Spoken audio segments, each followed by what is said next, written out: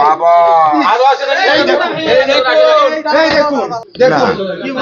আমার বয়স হয়েছে এই জিনিস দেখাও পাপ, এটুকু বললাম। এই জিনিস দেখাও পাপ। এবার বুঝতে পারলাম শয়নকক্ষ কেন। এটা কিন্তু একদম সাংবাদিকদের সামনে দেখতে পেলেন।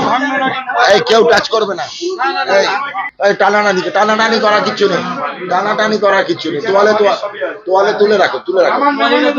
না হাত দরকার, কিছু হাত দেবে না, হাটও আছে।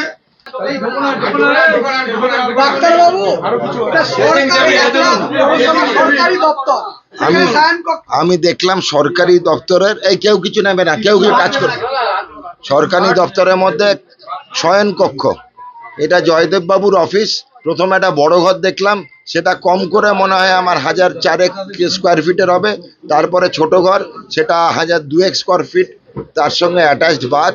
ভেতরে এখানে আবার ছোট ঘর, সেখানে সোফা লাগানো রয়েছে, পুরো বেড রয়েছে। দেখছেন থাকে কতগুলো বালিশ আছে, কত কম্বল আছে, খালি ভাবুন।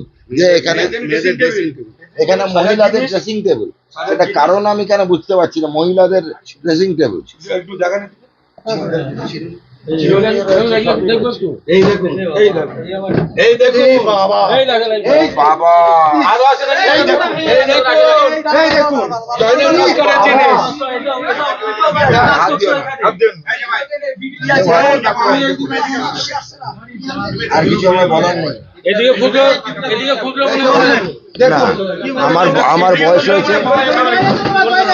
আমার বয়স হয়েছে এই জিনিস দেখাও পাপ, এটুকু বললাম।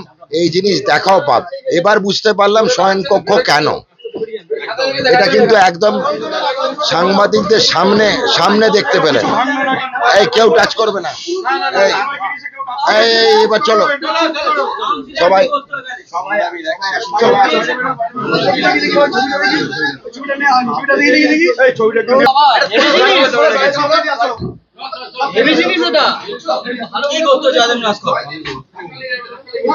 পার্সোনাল চেম্বার করে ফেলেছি।